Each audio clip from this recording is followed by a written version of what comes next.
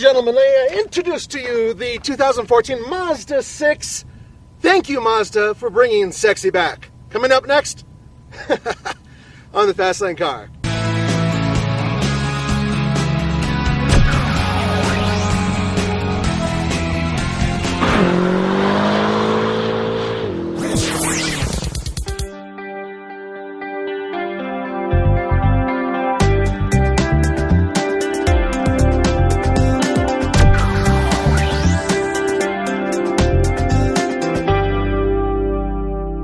Some names at you: Camry, Altima, Accord, Optima, Malibu. They all compete with this car, and you know what?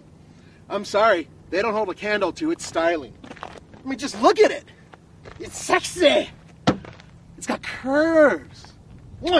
And it starts at $21,000 for the base model. The Grand Touring, this one here, loaded to the gills, just over $30,000. It's a pretty good deal.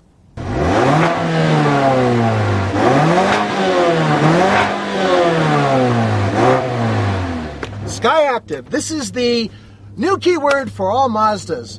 They'll all have this engine soon, and basically it's a super high compression direct injected engine. This particular one, 2.5 liters. It is a 4-cylinder engine that has 184 horsepower and 185 pound-feet of torque. And that's not a lot, but it is very, very revvy, and it likes to rev fast.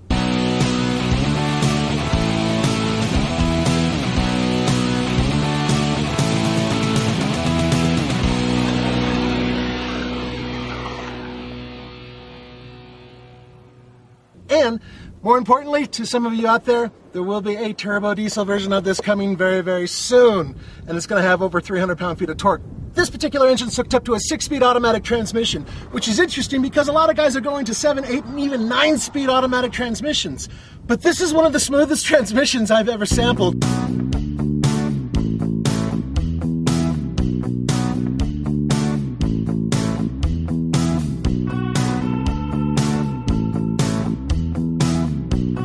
Very nice interior. Mazda did a very smart thing by using different color stitching and slightly different fabrics and materials to make it look more premium.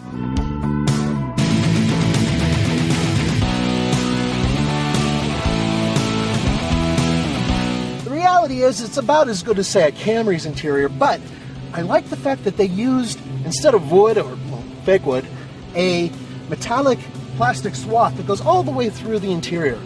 Actually looks pretty good. The fake metals look really real, and everything's within reach. They even have a knob over here in the center section, just south of the gear lever, a MMM style or iDrive style little knob with buttons. The thing I like, though, is that it's a very sporty interior. It feels like I'm in a sports car. The negative is, of course, very low ceiling.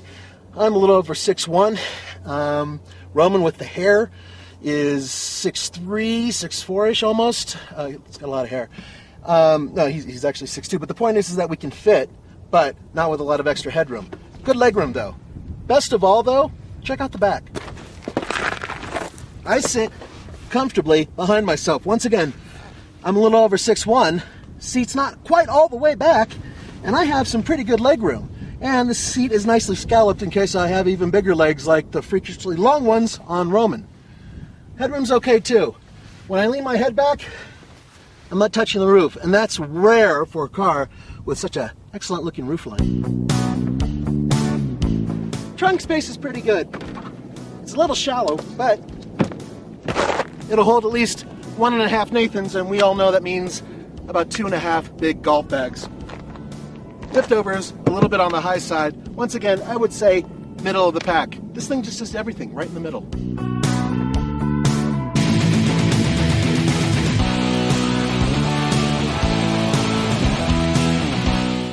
Ride and handling is really good. Once again, this is a car that does everything good. Not everything amazing, but everything good.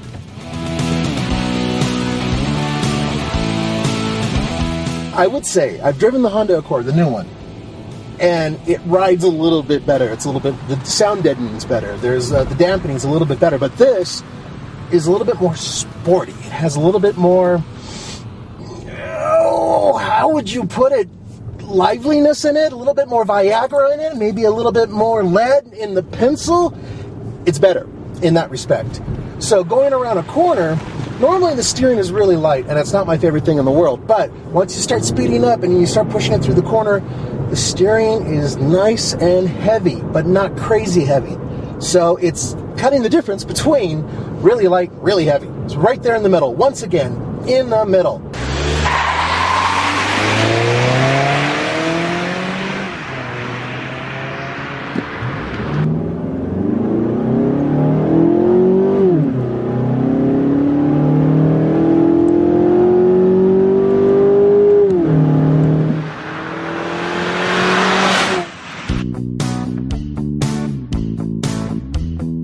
Styling. Now I know I already talked about it a little bit, but coming from the back, I got to do this, folks.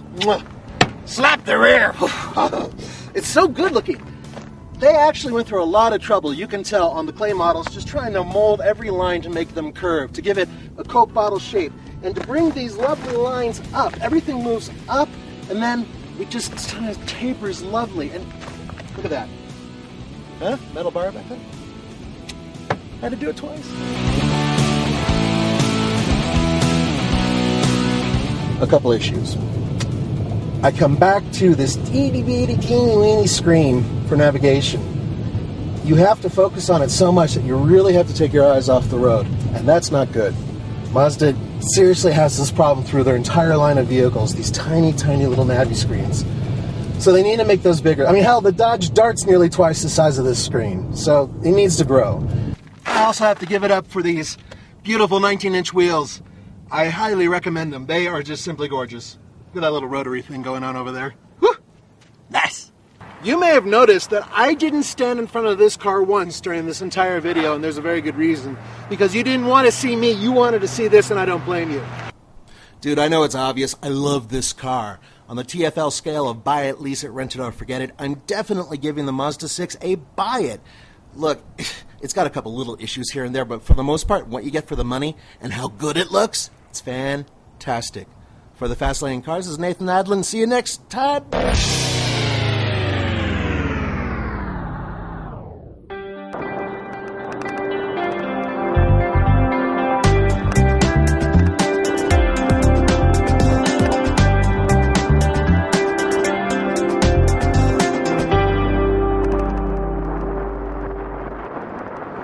Nathan Adlin here with the Fast Lane Car, and look what I've got for you guys. Isn't that cool? It's a prototype.